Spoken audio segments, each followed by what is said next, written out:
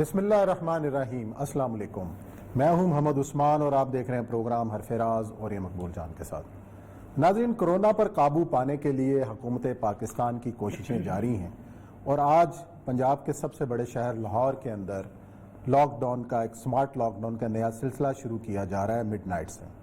کون کون سے علاقے سیل کیے جائیں گے، کیا ہوگا کیا نہیں ہوگا، لاہور کے لوگ، لاہور کے عوام اس وقت گو مگو کی صورتحال کا شکار ہیں۔ کوئی واضح پالیسی لائن نہیں ہے کہ کس طریقے سے علاقوں کو کارڈن کیا جائے گا، کن لوگوں کو باہر جانے کی اجازت ہوگی، کن لوگوں کو نہیں ہوگی۔ کوئی واضح احکامات کے وہ منتظر ہیں کہ ان کے ساتھ ہوگا کیا۔ اصل صورتحال تو کل ہی پتہ چلے گی کہ یہ لاک ڈاؤن کس نوعیت کا لاک ڈاؤن ہوگا۔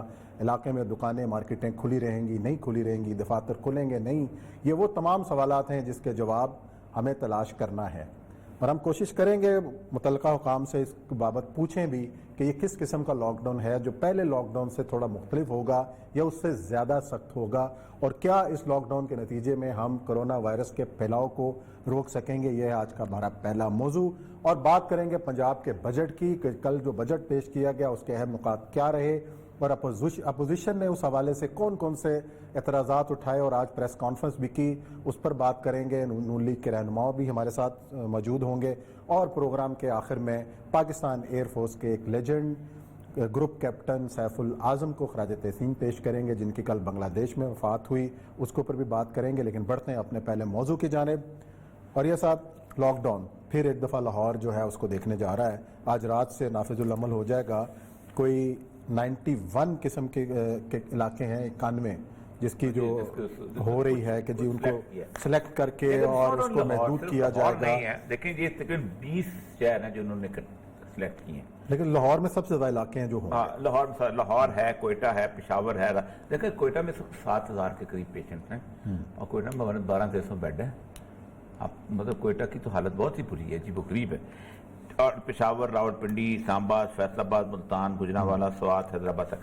اچھا، میں ایک اور چیز دیکھ رہا ہوں۔ دیکھیں، کہتے سر مڈاتے ہی اولے پڑے اور سارا کچھ۔ یہ تو کرونا پہ ابھی تک تو ہم اسی صورتحال میں کہ کرونا کو کمپیٹ کریں گے۔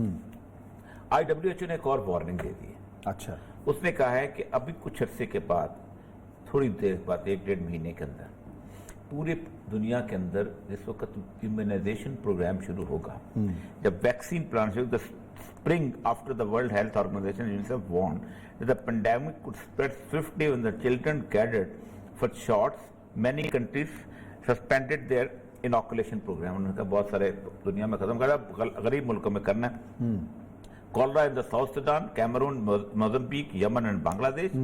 Diphtheria is appearing in Pakistan, Bangladesh and Nepal. Diphtheria کہتے ہیں جو خناک جس کو کہتے ہیں۔ اب یہ بہت سارے ایسے امراض ہیں جو کہ بچوں کو وہ کہتے ہیں کہ یہ اس کورونا کے ساتھ یہ ملا کے یہ بلٹ اپ ہو جائیں گے، تو یہ عجیب و غریب صورتحال نئی صورتحال پیدا ہوگی۔ ابھی بچے ماشاءاللہ اس سے محفوظ ہیں، اور آگے جا کے آج میں ڈیٹ نوٹ کر لیا کروں آج سے بعد۔ آج 16 تاریخ کو ہم آج کہہ رہے ہیں کہ یہ ورلڈ ہیلتھ وارننگ دی ہے۔ آپ کی ایک میٹنگ کم از کم ابھی ہو جانی چاہیے، تیاری کیا ہے اور کیسے ہم اس کو کمبیٹ کر سکتے ہیں، کیسے ان کو شارٹس دے سکتے ہیں، کیسے ان کو پلایا جاتا ہے کہ کوئی گیدرنگ نہ ہو، بچہ علیحدہ ہو، گھروں میں دے دیں، کچھ گھر میں جا کے ٹیم بنا لے تاکہ مرنا نہ شروع۔ اس لاک ڈاؤن کے بارے میں عثمان صاحب 4 مہینے پہلے کہا تھا کہ یہ کر لو، لیکن مسئلہ سر یہ ہے کہ زندگی کے اندر نا تجربہ کاری کا کوئی جوڑ نہیں، اور ذاتی انا اور ذات کے ایٹیچیوڈ کے اندر رہنا اور اپنے آپ کو عقل کل سمجھنا، اس کا کوئی جوڑ نہیں۔ آج جو لاک ڈاؤن ہوگا وہ کم از کم 100 ٹائمز مور کاسٹ کے اوپر ہوگا، جان کی کاسٹ بھی، مال کی کاسٹ بھی، لوگوں کو ٹرین کرنے کی بھی کاسٹ بھی، اور ایک اور کاسٹ جو ہے جس کو کہتے ہیں فلنتھراپی کی کاسٹ۔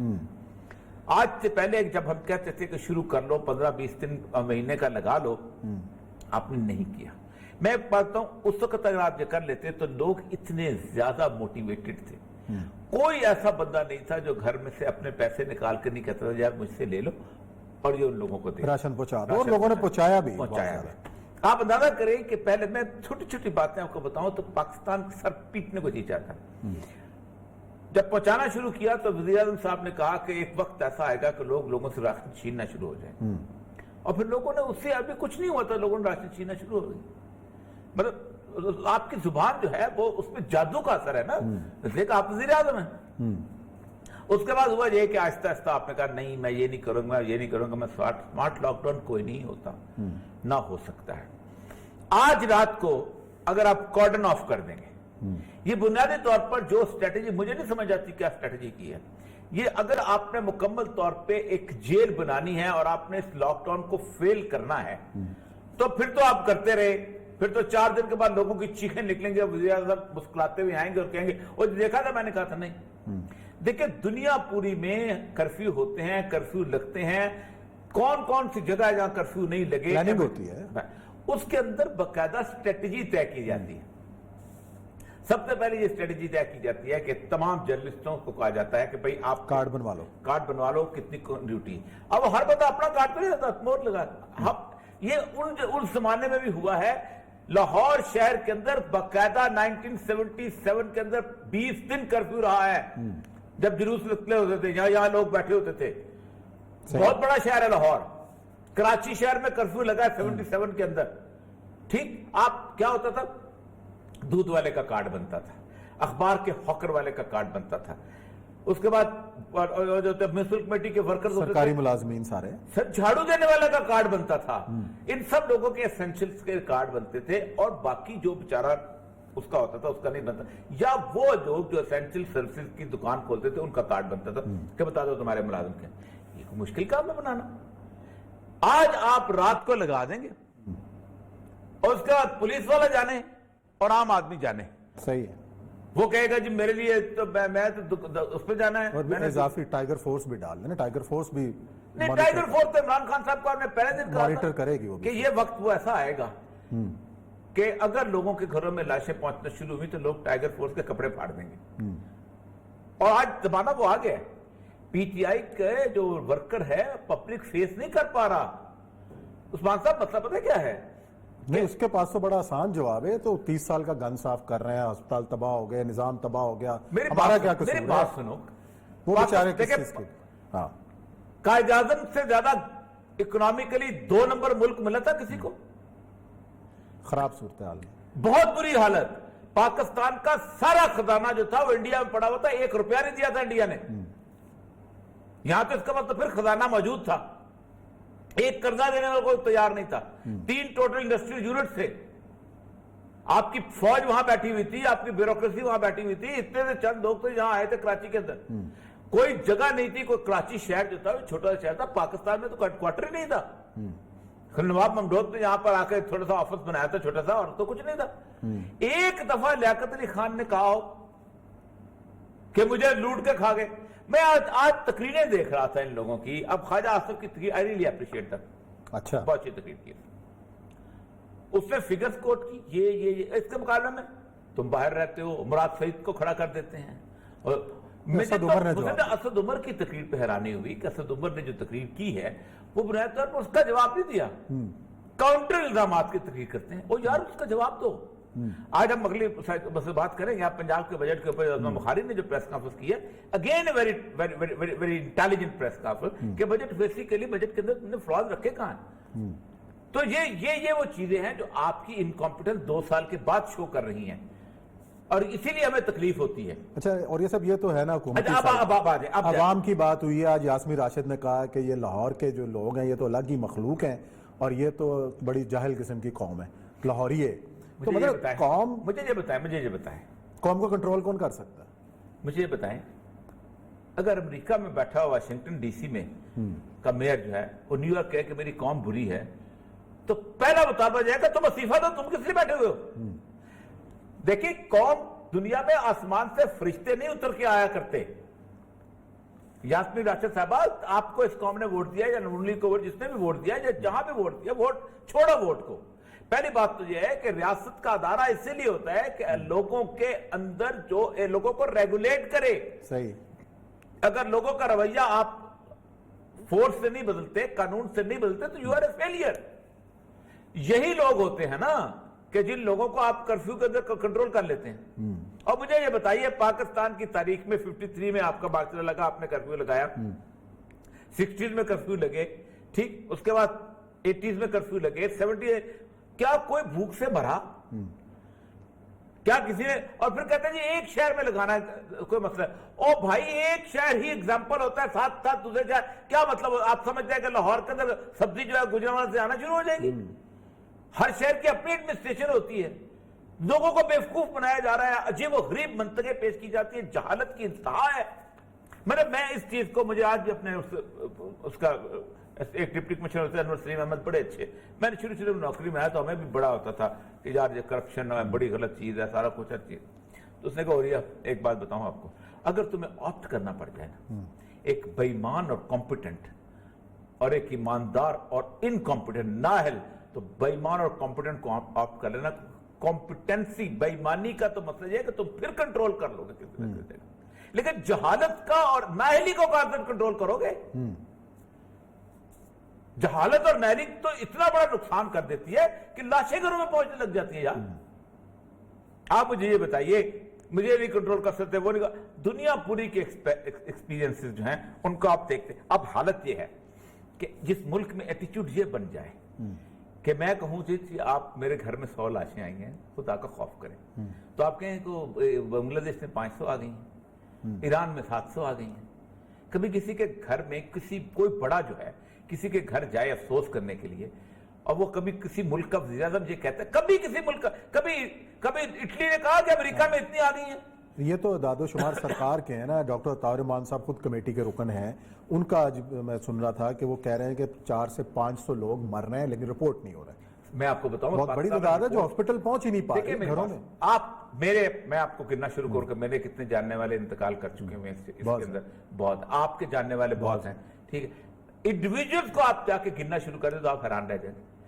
لیکن کمال کی بات ہے کنفیوژن. آج بھی لوگ جو ہیں ہم سے سوال کرتے ہیں یہ کرونا کوئی چیز ہے یا نہیں ہے. یہ کنفیوژن کہاں سے آیا ہے؟ یہ ریاست کی طرف سے آیا ہے. دیہات میں تو بالکل ہی نہیں ہے. ابھی دوست آ رہے کہہ رہے جی وہاں پہ تو چکر ہی کوئی نہیں ہے. میں آپ کو بتاؤں مسئلہ یہ ہے کہ وہ ہے بھی نہیں ہے بھی. میں آپ پورا گن کے بتایا تھا, آپ کو بتایا رمجد ساکر صاحب یہاں آئے تھے ہمارے پروگرام میں, دوسرے آئے تھے, کہ آپ کو پورے پاکستان کے اندر کم از کم 50,000 دیہات کے اندر یہ چیز جو ہے آپ کو اس کے کلسٹرز نہیں بنانے پڑیں گے, آٹومیٹک ایک کلسٹر بنا ہوا آتا ہے. اس کے ارد گرد پورے کے پورا کھیت ہوتے ہیں, درمیان میں ایک گھر ہے جسے کہتے ہیں سیکلوڈڈ چیز ہوتی ہے, آئیڈینٹیفائیبل کمیونٹی ہوتی ہے. آپ اس کو کہتے ہیں یہاں سے کوئی بندہ باہر نہ نکلے, اور آپ اس کو کنٹرول کر سکتے ہیں. آپ کو اربن ایریاز کو کنٹرول کرنا تھا بھائی. اور اربن ایریاز کتنے ہیں پاکستان کے اندر؟ میں گن کے دکھائے تھے کہ 1000 پتہ نہیں 200 کچھ اتنے میجر اربن ایریاز بنتے ہیں جن کے اندر باقی چھوٹے چھوٹے ٹاؤنز ہیں. لیکن ہم الزام دے رہے ہیں کہ عید کی شاپنگ لوگوں نے کی ہے, اس کا خمیازہ بھگت رہے ہیں. عید کی شاپنگ کی ہے تو ایس او پیز پہ امپلیمنٹ کروانا کس کا کام؟ عثمان صاحب, پاکستان کے اندر ایک سیریس انکوائری ہونی چاہیے کہ کہاں کہاں ہم نے لیپس کیا, اور یہ انسانی جانوں کا مسئلہ ہے.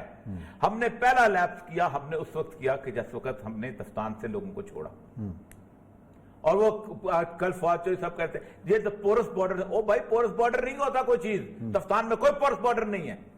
دفتان نے باقاعدہ لوگ آئے اور آپ نے ان کے پریشر کے اوپر سرنڈر کیا, اور پھر آپ کے وزیر صحت ظفر صاحب نے کہا کہ دفتان میں تو کوئی جگہ ہی نہیں, اور عمران خان صاحب نے اس کو دہرا دیا. اور انہوں نے بھی دھکیل کے زبردستی اتنا شاید انفلیکس ہم برداشت ہی نہیں. وہ پہنچے وہاں پر پہنچے, اور پھر وہ جہاں جہاں پہنچے جیسے جیسے پہنچے, صرف تفتانی ایئرپورٹس پہ جو کچھ ہوا ہے. اس کے بعد آپ نے رائیونڈ کے اندر تبلیغی جماعت کا مسئلہ ہوا, آپ انفلوئنس نہیں کر سکے کہ یار اس کو روک لو, آپ نے ریلیکس کر دیا. اس کے بعد یوم علی کا جلوس کس نے دیا؟ صرف آپ اس تھریٹ پہ چلے گئے کہ کوئی اسے روک نہیں سکتا. اور کسی بندے نے مجھے بتائیے کہ اس سارے اس کی پرمیشن, اس کے اندر وہ جلوس, پھر آپ نے کہا عید بناؤ. اب بڑی عید بنوائیں گے. اب مویشی منڈیوں پہ پابندی لگی, پہلے اجازت دی, اب پابندی لگ رہی. تو اب یہ سارے کے سارا صورتحال ایسی ہے کہ جس صورتحال کے اندر یہ جو آپ بنا رہے ہیں ایریا, ابھی بھی ہم کہتے ہیں کہ یار ایک ہی دفعہ جان چڑھاؤ, کم سے کم 15 دن کے لیے پورا کرفیو لگا. پورا کرفیو ڈاکٹر کہہ بھی رہے ہیں, پورے ملک میں لگاؤ. ڈاکٹر دعائی دے رہے ہیں, پہلے دن سے دعائی دے رہے ہیں. آپ دیکھیں, میں ایز این ایڈمنسٹریٹر بات کرتا ہوں. اگر میں ڈپٹی کمشنر لاہور ہوتا تو میں کہتا بھائی جان یہ 80 ایریا چھوڑو, ایک ہی دفعہ مجھے لاہور کو کارڈن آف کرنے دو, میں ناکے لگا رہا تھا. یہ یہاں تاریں لگیں گی, وہاں تاریں لگیں گی, ادھر لگیں گی, ایک ادھر سے نکل کے یوں نکلے گا, دوسرے کا, اور وہ بیچ میں جو ہمارے جو شیر ہوتے ہیں, جو جن کو اس نے کہا ہے جاسمین اللہ, اور یہ جو ہے وہ کہے گا وہ میں راستہ ڈھونڈ لیا ادھر سے آ جا, وہ بیچ بیچ میں سے جا کے نکل کے پہنچ جائیں گے وہاں, اور وہ آ کے نا باہر نکل کے پھر ایسے ہاتھ لا کے وکٹری کا نشان بنائیں گے. اسی لیے جب پورے شہر کے اندر لگا ہوتا ہے اور آپ کو پتا ہوتا ہے کہ آپ اس کی ہیلی کاپٹر سروس بھی کر سکتے ہیں, آپ اس کی ڈرون کیمرے کی سروس کر سکتے ہیں, ڈرون کیمرے کا تو عام ہے, تو بہت کچھ کر سکتے ہیں. اور یار ایک دفعہ کرو پورے ملک کے اندر اور جت جاؤ, لیکن نہیں, مسئلہ سارا یہ ہے کہ ہم نے بات ماننی ہی نہیں ہے. خان صاحب کا مسئلہ یہ ہو گیا ہے کہ انہوں نے بات کسی کی ماننی ہی نہیں ہے. نہیں تو یہ نیشنل کوارڈینیشن کمیٹی میں تمام اپوزیشن کے لوگ شامل ہیں, این ڈی ایم اے ہے, فورسز کے لوگ شامل ہیں, کہ عمران خان صاحب اتنا ڈومینیٹ کر گئے ہیں کہ وہ باقیوں کی رائے کو اہمیت نہیں دے رہے. میں آپ کو واقعات سننا شروع کر دوں, رہنے دیں, سینسر بھی کر دیں. اگر میں واقعات سننا شروع کر دوں نا, جس طرح وہ بہیو کرتے ہیں اور جس طرح وہ سمجھتے ہیں, ظاہر بات ہے یہ تو اتفاق کے رائے سے فیصلہ فکر ہے نہیں. وہ کہتے ہیں کہ اور بھائی اتفاق, میں ایک منٹ بات سنیں, واقعی اگر بات ہے تو پوری این سی او سی کی کاروائی جو ہے اوپن کریں. تو اپوزیشن والے اس میں شامل ہیں, کیوں نہیں شور میں اوپن کریں نا. اگر یہ شامل ہے تو کہ اگر ایک فیصلہ ہو رہا ہے, ہوتا یہ ادھر سے ایک نکلتا ہے وہ بلا لیتا ہے پی آئی ڈی, دوسرا نکلتا ہے وہ بلا لیتا ہے کراچی پریس کلب, دونوں ایک دوسرے کو سنانا شروع. پاکستان میں آپ نے تماشا بنا دیا لوگوں کی لاشوں کو. یار ایک کہتا ہے تمہاری وجہ سے لاشیں کر دیا, وہ کدھر یار خدا کرے. اور میں تو اللہ کی قسم, ان لوگوں کے گھروں میں اب تو لاشیں پہنچنی شروع ہو گئی ہیں. اللہ خیر کرے جی, سیاستدانوں گھروں میں نہیں پہنچ رہی ہیں. خود کتنے اراکین پارلیمنٹ, آج کی فگرز ہیں, مزید نئے اراکین پارلیمنٹ میں تصدیق ہوئی ہے وائرس کی, اور یہ پھیلتا چلا جا رہا ہے. جی بالکل ٹھیک. چلیں جی ناظرین, یہ بریک کا وقت ہے, بریک لیتے ہیں, بریک کے بعد آئیں گے اور ذکر کریں گے پنجاب کے بجٹ کا اور اس کا کریں گے پوسٹ مارٹم.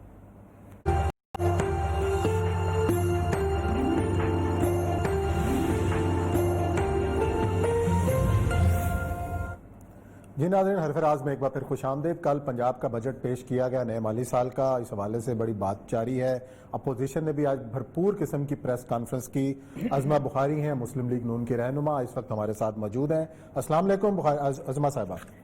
جی وعلیکم السلام. جی السلام علیکم. جی آج آپ نے ماشاءاللہ بڑا, میں دیکھیں میرا ایک ہمیشہ بجٹ کے بارے میں یہ ہوتا ہے کہ بجٹ جس وقت پیش ہو رہا ہوتا ہے تو دنیا کو دکھانے کے لیے بہت کچھ ہوتا ہے. ہم نے اتنا ہیلتھ میں رکھ لیا, ایجوکیشن میں رکھ لیا, اور آخر میں جب اینڈ پہ رزلٹ آتا ہے تو آپ جب سپلیمنٹری گرانٹس پیش کر رہے ہوتے, سپلیمنٹری بجٹ پیش کرتے, آپ کو پتہ چلتا ہے کہ آپ نے تو ایجوکیشن میں 2 ارب رکھا تھا خرچہ, آپ نے 1 ارب کیا, باقی 1 کروڑ روپے کہیں اور ڈال دیا. یہ وہ تو آج آپ نے بڑا شاندار طریقے سے ایک انالیسس کیا ہے, اور میں آپ کی سچی بات کیا ہے کہ موقف ہو گیا ہوں اس چیز کا کہ آپ نے محنت کی ہے, اور اس کا ریاست کے لوگوں کو جواب بھی دینا چاہیے کہ آپ کے میں کہہ رہا تھا ایک دفعہ چند چیزیں جو ہیں اس بجٹ کی, خصوصاً جو کہ انہوں نے ایکسپینڈیچر کیا ہے پچھلے سال کا, اور اس کے اندر ان کا جو فیلئر آیا ہے, جو آپ نے اس کو آئیڈینٹیفائی کیا, اس کا سب بتائیے گا کیا کیا چیزیں.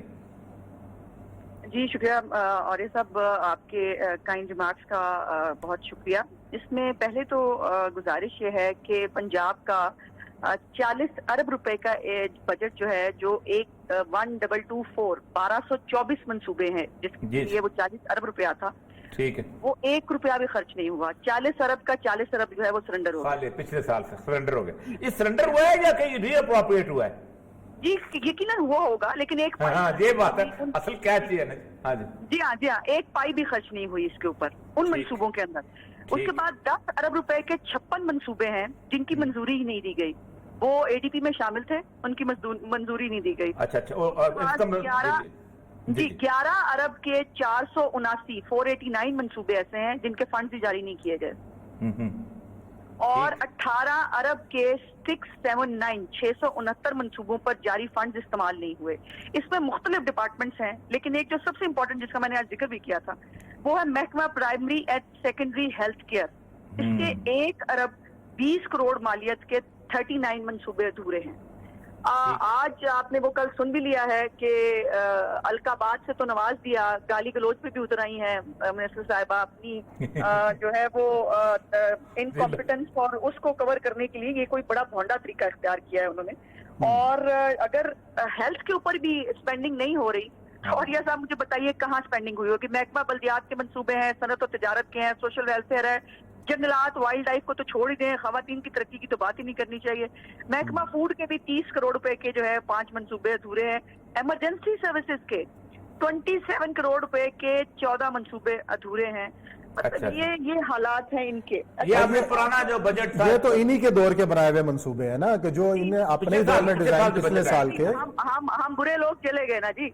हाँ। पिछले साल ये तो अब इनका है ना 2 साल। है ना। अच्छा, ठीक है, ठीक है। हाँ। हाँ, अब तो सादे सर्टिफाइड सादे में नहीं बैठे हैं, अब तो उनकी बात होगी ना। अब ये ना कोरोना हम पे डाल सकता है, ना ये चीजें हम पे डाल सकती है, सही, बिल्कुल मजबूरी है। ठीक। नहीं, नहीं, बिल्कुल अच्छा, ठीक है। इसमें एक जो इम्पोर्टेंट बात और है इस हवाले से, डिविजिबल पूल जो था उसके अंदर से इनकी खुद की बजट स्पीच के अंदर जो है वो पिछले साल मेंशन किया गया था कि इनको 1611 मिलियन जो है वो वफाक से मिलेगा। मिला, ठीक मिलेगा। हाँ, 1611 मिलियन जो इनको वफाक से इनका हिस्सा मिलना था, इनको मिला है 1128। अच्छा, वो भी नहीं दिया उन्होंने। 483 अरब रुपए का शॉर्टफॉल यही हो गया। फिर मुझे बताइए कि सेहत पर और तालीम पर कट क्यों ना हो। और ये बुज़दार साहब का प्रॉब्लम ये है कि वो इसलिए अच्छे हैं कि वो भाग नहीं मांगते, बोलेंगे नहीं ना। इमरान खान साहब को जरूरत है वो कहे मेरे सूबे के पैसे दें ताकि मैं सेहत पर ये कहीं और लगा सकूं। ये बहुत बड़ी अमाउंट है, 483। अच्छा, ये मुझे बताइएगा कि ये 483 अरब उन्होंने जो रिफ्लेक्ट किया था, ये कहां से फिर काटा है इसके बाद उन्होंने? ये पूरे साल ज्यादा खर्चा नहीं हुआ। 483 अरब आपने रिफ्लेक्ट तो किया होगा उसको आमदन के अंदर।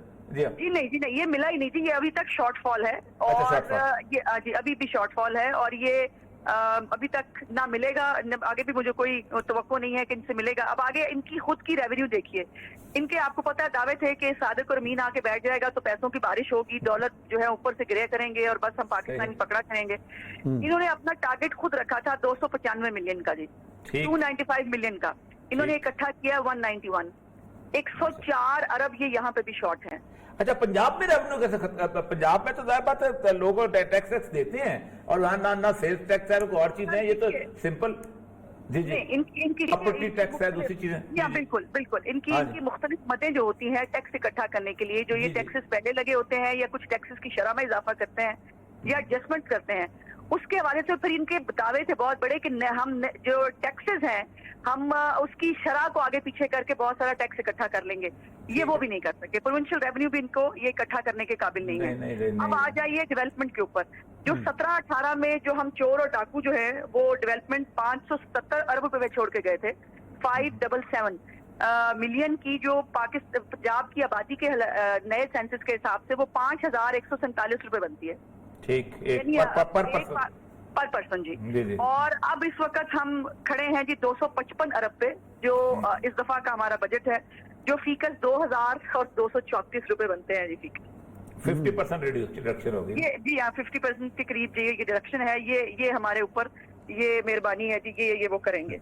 अच्छा, आपके जो अपने मंसूबे हैं, जो अरकान असेंबली के जो मुख्तलिफ प्रोजेक्ट्स होते हैं, उसकी सूरत हाल बताइएगा कि इस अरसे के अंदर उसमें कितना फंड आप लोगों को मिला, नहीं मिला, आगे क्या तवक्को है? नहीं जी, हमें कहाँ मिलेगा जी, हमारा तो एमपी फंड ने स्क्रैच कर दिया। उस तरह नहीं। अपोजिशन को तो खैर वैसे नहीं मिलता। एक मैं इंपॉर्टेंट बात आपके सवाल से पहले जरूर करना चाहती हूँ। सब्सिडीज की मद में जी, सब्सिडीज की मद में जो मेट्रो, एग्रीकल्चर, टूरिज्म, पार्क्स, ये वो, इसके ऊपर जो सब्सिडीज हमारी हुकूमत देती होती थी, जो और इन्होंने उसको कंटिन्यू करने का पिछली दफा वादा किया था। इन्होंने कहा कि 21 अरब 62 करोड़ रुपए जो है ये सब्सिडी की मद में देंगे। इन्होंने नहीं दिया, 36% कट किया इसके ऊपर भी। अब मैं जरा थोड़ी सी जो आपने सवाल पूछा है, जो मैंने इसको कहा है कि ये आज का जो बजट है ये बस्ती गुजार बजट है। और हाँ, ये आपने खास तौर पे कहा था कि तमाम जो है डेरा गाजी खान के इर्द गिर्द घूमता है, वो घंटा घर बना दिया उसको। और मियां वाली मैंने कुछ बताती हूँ जी आपको, कुछ मैंने चंद एग्जांपल्स लिखी थी किताब में से निकाल के। N55 जो हमारी मोटरवे है उसको सर बस्ती गुजार से मिलाने के लिए, और कोई शहर नहीं था बड़ा मिलाने के लिए, कोई जगह नहीं थी मिलाने के लिए, वो बस्ती गुजार को मिलाना था उससे, तो उसके ऊपर 3 करोड़ 22 लाख रुपया लगाया गया है जी। अच्छा, ठीक है जी।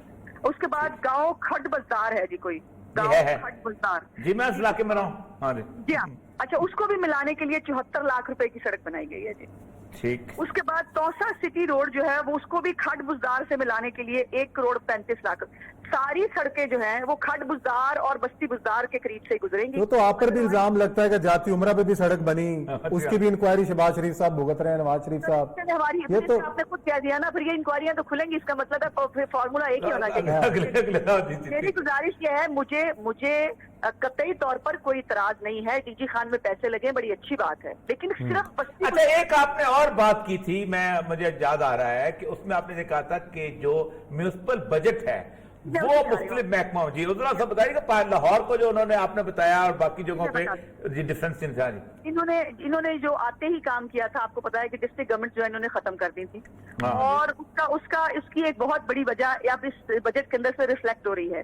انہوں نے جو ڈسٹرکٹ گورنمنٹس کے فنڈز ہیں ان میں جو پچھلے سال سے اب تک اضافہ کیا ہے ڈسٹرکٹ گورنمنٹس کے فنڈز کو 52% انکریز ہے جی میاں والی کے لیے, اونلی میاں والی کے لیے ڈسٹرکٹ جو وہاں کا ان کا فنڈ بنتا ہے میاں والی کا, اس میں 52% انکریز ہے. لودرا کے لیے 26.23% ہے جی انکریز, ڈی جی خان کے لیے 25.86% انکریز ہے, رحیم یار خان کے لیے 16.6% انکریز ہے, اور لاہور کے لیے 0.8% انکریز ہے جی. 0.8%. ظاہر ہے وہ محرومیوں کا ازالہ ہو رہا ہے نا. جنوبی پنجاب کو آپ نے بیک ورڈ رکھا اور پہلے یہ الزام آپ پر لگتا تھا کہ سارا بجٹ لاہور لگایا جا رہا ہے. اچھا سوال ہے. اس کا جواب یہ ہے کہ ہم نے جو فارمولا رکھا تھا کہ جنوبی پنجاب کی آبادی 32% ہے, اس حساب سے ٹوٹل جو بجٹ ہے اس کا 32% ان کو جانا چاہیے, اور وہی فارمولا آج یہ حکومت بھی اڈاپٹ کیے ہوئے ہے. یہ ذرا ریکارڈ کی درستی کی کہہ لیجیے. ایک امپورٹنٹ بات اور میں اس حوالے سے بتانا چاہتی ہوں کہ جو ہماری رورل پاپولیشن ہے, اور جیسا آپ جانتے ہیں کہ 67% کے قریب ہمارا سروے کہتا ہے کہ وہ دیہاتوں میں رہتا ہے. اس میں سے جو ڈسٹرکٹ ایجوکیشن اتھارٹی تھی, جن کو یہ پیسے جاتے تھے اتھارٹیز کے ذریعے, جی ان کو 273 ملین جو ہے وہ جانا تھا جی ڈسٹرکٹ کی ایجوکیشن اتھارٹیز کو. سر اس کے اوپر 24% کٹ کر کے 207 ملین دیا گیا جی, یعنی کٹ ایجوکیشن پہ آیا. ٹھیک, صحیح ہے. ڈسٹرکٹ ایجوکیشن اتھارٹی سے کٹ کر دیا. اس کے بعد ہیلتھ کے اوپر بڑی مزیدار چیز ہے کہ 90.20 ملین جو ہے وہ ڈسٹرکٹ ہیلتھ اتھارٹیز کو جانا تھا, اور وہاں پر ان کو صرف 61.3 ملا ہے. 33% کٹ یہاں بھی آ گیا. یہاں پر بھی کٹ لگا دیا. اچھا ایک اور اتنی امپورٹنٹ بات جو اب آپ کو معلوم ہونا چاہیے کہ آپ کو بقول عمران خان صاحب اور ان کی پارٹی کے سپلیمنٹری بجٹ ایک لعنت ہوا کرتا تھا. اگر آپ یہی سے بات کرنا چاہتے ہیں. ہاں جی, وہ سپلیمنٹری بجٹ کی جو لعنت ہے وہ پتہ ہے پاکستان پنجاب کو کتنے کی پڑی ہے جی. وہ صرف لعنت جو ہے وہ 1 خرب اور 67 ارب روپے کی. یہ امپورٹنٹ چیز ہے کہ 1000 ارب جو ہے 1000 ارب روپیہ جو ہے ہم نے اگلے سال کا خرچہ پہلے سال کر چکے ہیں. یہ لوگوں کو سمجھانے والی بتا رہا, لوگ سپلیمنٹری بجٹ سمجھتے ہیں چاہے بجٹ کا کوئی دم چھلا ہوتا ہے. اصل گند یہاں پر ہوتا ہے. اصل گند یہاں پر ہوتا ہے کہ آپ نے آنے سے پہلے ہی پچھلے سال ہی اگلے سال کی آمدن میں سے اتنا خرچ کر لیا. تو یہ کیا یہ انہوں نے یہ جو سپلیمنٹری جو امپورٹنٹ ہیڈ ہے وہ میں ضرور بتانا چاہتی ہوں. اس میں جی ڈیمانڈ نمبر 7 ہے, اور یہ ہے کہ state trading in food grains and sugar, اور یہ ہے جی 65 ارب روپے کی جی, 65 ملین کی جی. ٹھیک ہے جی. اور اس کے اوپر کوئی ڈیٹیل نہیں ہے جی, بالکل کوئی ڈیٹیل اس ہیڈ کے اندر مجھے نہیں ملی کہ یہ 65 ارب روپیہ جو ہے یہ کہاں خرچ ہوا ہے, کیسے خرچ ہوا ہے, اس کی کوئی ڈیٹیل. ایک یہ بڑی کاریگری ہے کی ہے جی وزار حکومت نے, یہ جو ہمیں بکس دے رہے ہیں اس کے اندر کنسیلمنٹس ہیں. اس کے اندر یہ ہمارے دور حکومت میں ایک فائنینشیل ایڈ بھی کسی کو ملتی تھی نا, پنکھا بھی ٹھیک کرایا جاتا تھا, وہ بھی ہم جو ہے وہ بتاتے ہوتے تھے کہ کتنا جو ہے اس میں کتنے پیسے. یہ تو بیوروکریسی کا کمال ہے نا, بڑے کچھ ذہین کے یہ ان کو کہا گیا جی تو کمال ہوا ہے نا, ہماری دفعہ کیوں نہیں تھا, ہم کیوں نہیں کرتے تھے یہ کمال, ہمیں بھی کرنا چاہیے تھا. اب یہ جو ہمارے سی ایم آفس جو ہے یہ بھی آپ نے ایکسپینڈیچر بھی آپ نے بتایا تھا سی ایم اس کا خرچہ جو ہے جی اس کو دیے گئے تھے جی 590 ملین ٹھیک خرچ کرنے کے لیے. انہوں نے خرچ کیا جی 781 ملین. ٹھیک, 200. انہوں نے وزیر اعظم کے مشن پر ویژن پر کام نہیں کیا نا, انہوں نے تو خرچہ کم کیا اپنا, انہوں نے نہیں کیا. وہاں پہ بھی ڈاکومنٹ پچھلی دفعہ بھی آ گئے تھے, پرائم منسٹر ہاؤس کے اندر بھی خرچے بڑے ہوئے تھے, کم ہوئے ہوئے نہیں تھے. وہ بھی میرے پاس ریکارڈ ہے, اگر آپ کہیں گے تو فون میں سے نکال دوں گی آپ کو. اب آ جاتے ہیں منسٹرز کے اوپر. منسٹرز کو 109 ملین ملے تھے, انہوں نے 310 ملین خرچ کیے ہیں جی. وہ پیچھے کیوں رہتے, ٹھیک کیا انہوں نے, ان کو بھی پھر پیٹی گنگا میں ہاتھ دھونے چاہیے تھے. اب یہ چیف منسٹر جی آر کی ریپیئرز کا بھی آپ نے کہا تھا, جو جی آر کی ریپیئرز ہوئی ہیں جس میں آپ روز شور مچاتے ہیں. نئی گاڑیاں خریدی گئی ہیں, اور ابھی آپ کو پتا آسٹیریٹی چل رہی ہے. خدا نہ خواستہ آسٹیریٹی نہ ہوتی تو پتہ نہیں کیا ہو جاتا ہمارے ساتھ. ابھی آسٹیریٹی میں ہمارے ساتھ یہ حال ہے. اب یہ میرے پاس سپلیمنٹری گرانٹ بھی ہے جی چیف منسٹر سیکریٹریٹ کی, اچھا اس میں علیحدہ سے 19 کروڑ روپے کی سپلیمنٹری گرانٹ ہے جی. اس میں کیا کیا انہوں نے؟ پتہ اچھا نہیں. ایک آپ نے وہ گارڈ گن مینس کی آپ نے افطاریوں کا بتایا تھا وہ بالکل جی ہم نے سنا تھا کہ پنجاب کی بھی روایت یہ ہے اور صاحب استطاعت لوگ جو ہیں وہ اپنے ملازموں کو خود سحری افطاری کراتے ہیں ثواب کے لیے. یہاں پہ سرکاری جو افطاری اور سحری ہے وہ بھی سرکاری ہوئی ہے جی. 43 لاکھ روپے کی جو ہے وہ سحری اور افطاری ہوئی ہے جو 1.5 لاکھ ڈیلی بنتا ہے جی. اب وہ بیچاروں کو پولیس والوں کو گارڈوں کو ایک بریانی کا ڈبہ ملتا ہوتا ہے اگر آپ کو یاد ہو. مجھے پتا ہے میں بالکل سامنے سیاہ موز کے سامنے رہتا رہا ہوں جی. بات یہ ہے نا ایماندار جب وزراء اعلیٰ ہوں گے وزیر ہوں گے ان کے پاس پیسے ہی نہیں ہیں بیچارے وہ پلے سے کہاں سے خرچ کریں گے. اچھا ایک اب اس میں اور نوٹ کر لیجئے کہ 15 ارب روپے کی جنرل ایڈمنسٹریشن کا سپلیمنٹری بجٹ ہے. 15 ارب روپے جنرل ایڈمنسٹریشن کا سپلیمنٹری بجٹ ہے. اچھا اس کے بعد آگے یہ ان کی کچھ یہ ہے جی 4 ارب روپے کی یہ جنرل ایڈمنسٹریشن کا جو بجٹ ہے یہ مجھے بتائے گا اس کا کوئی انہوں نے ڈویژن دیے آگے نیچے جنرل ایڈمنسٹریشن کیونکہ جنرل ایڈمنسٹریشن تو ایک بڑا ویک ٹرم ہے جی. اس میں ہیڈز تو دیے ہیں جی. یہ human rights minority affairs department ہے چیف منسٹر سیکریٹریٹ یا منسٹر سیکریٹریٹ ہے. لیکن یہ پیسے کہاں خرچ ہوئے ہیں اس کی کوئی چلیں جی بہت شکریہ عاظمہ صاحبہ آپ نے بڑی ڈیٹیل بھی آپ نے جو باتیں کہی ہیں اس کے اوپر ہم کل کوشش کریں گے کہ پی ٹی آئی کے بھی کوئی وزراء کا اس کے اوپر رد عمل لیں کہ انہوں نے آپ کی باتوں کا کیا جواب دیا ہے. میں کنکلوڈ یہ کرنا چاہتا ہوں کہ یہ توقع ہم کرتے ہیں وزراء سے کہ اس طرح کی سیریس گفتگو کریں.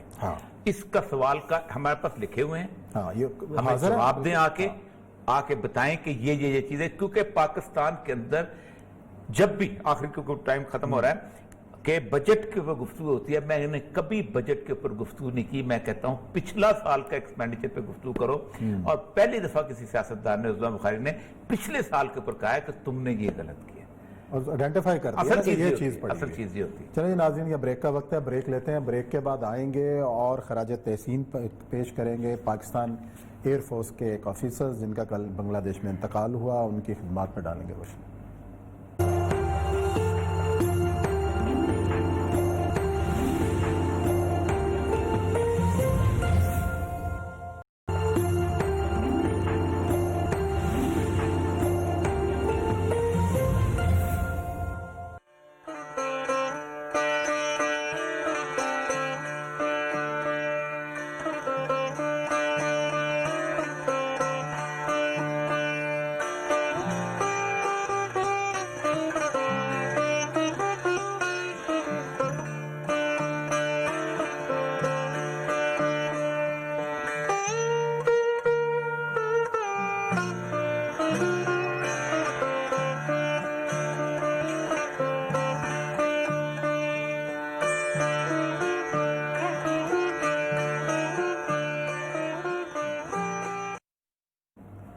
جی ناظرین پروگرام میں خوش آمدید. یہ آپ نے ویڈیوز دیکھیں گروپ کیپٹن ریٹائرڈ سیف الاعظم جو کل بنگلہ دیش کے اندر جو ہیں وہ وفات پا گئے اور پاکستان ایئر فورس جو ہے ان کو خراج عقیدت پیش کر رہی ہے. ان کو ستارہ جرت بھی دیا گیا. 1965 کی جنگ کے اندر انہوں نے کارنامے انجام دیے. اس کے بعد 1967 کے اندر عرب اسرائیل جنگ کے اندر اسرائیل کے 3 جہاز انہوں نے گرائے.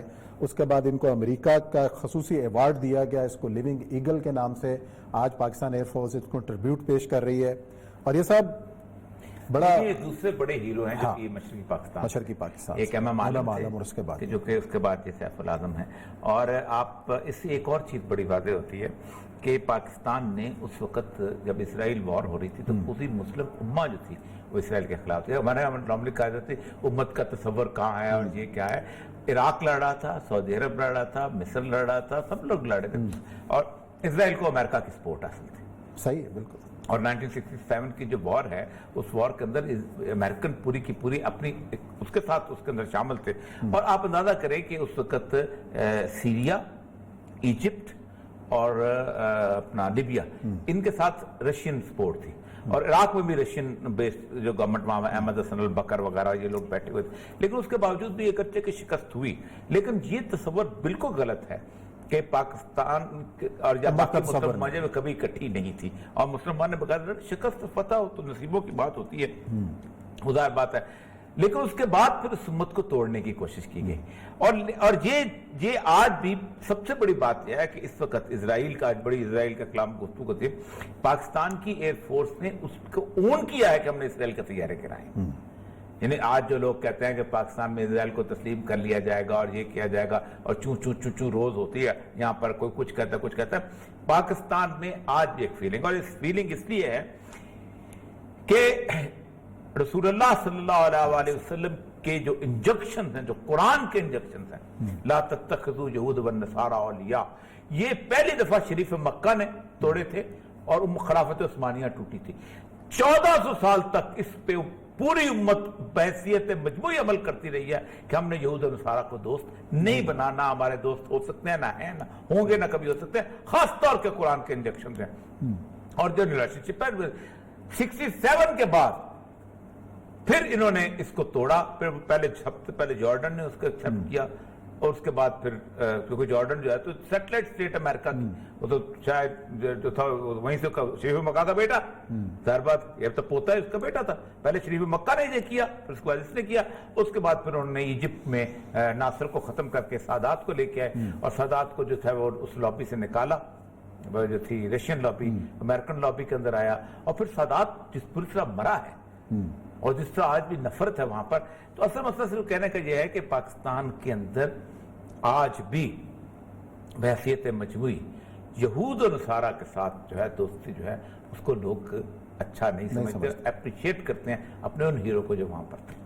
لیکن یہ تو بہت بڑا کارنامہ ہے کہ آج پاکستان ایئر فورس اپنے ایک افسر کو جو ہے نا یاد کر رہی ہے, اور بنگالی مطلب جو بنگلہ دیش میں اس وقت اور چلے گئے اور وہاں انہوں نے آپٹ بھی کیا رہنا, اور اس کے باوجود ان کا انتقال ہوا. سول سروس میں لوگ ہوتے تھے جب ایک علیحدہ ہو گیا. دیکھیں اصل مسئلہ یہ ہے کہ ہم نے بنگالی ان کے ساتھ ایک طرح کا تعلق بنایا نہیں. دیکھیں علامہ اقبال کی بھی جو تھیوری تھی نا, وہ جو نقشہ 1930 کا, اس میں اس علاقے کے بارے میں ہے کہ یہ علاقہ جو آپ نے جو بتایا نا کہ یہ کنٹیگوس ایریا, اس میں بنگال کا ذکر نہیں ہے.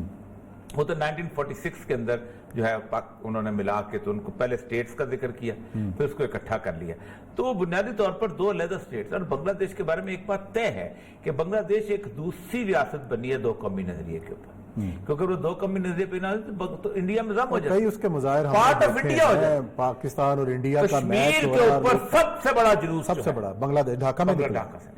اور کرکٹ میچز میں کرکٹ میچ میں پاکستان نے جس کو ہرایا تھا ڈھاکہ میں 70 پروفیسر غلام اعظم مرحوم اللہ ان کو جنت نصیب کرے, جنت تو ہے ہی ہے, شہادت حاصل کی انہوں نے.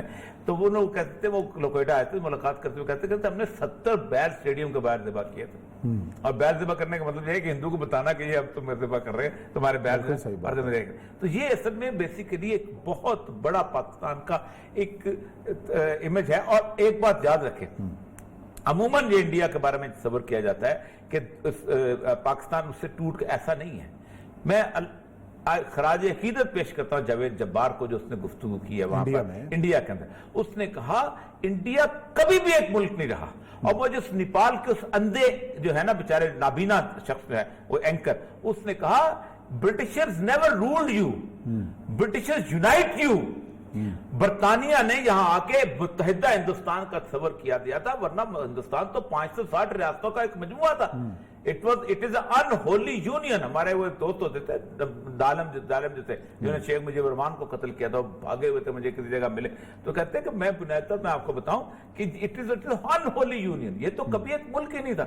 تو دنیا کے نقشے پر 1947 میں ہم بھی ایک ملک نیا بنے ہیں, انڈیا بھی ایک نیا ملک بنا ہے, اور ہمارے سے بھی ایک ملک جو جدا ہوا ہے اس نے پھر اپنی آئیڈینٹی ایز اے مسلم بنگال رکھی ہے, as a Hindu, as a part of India نہیں رکھی.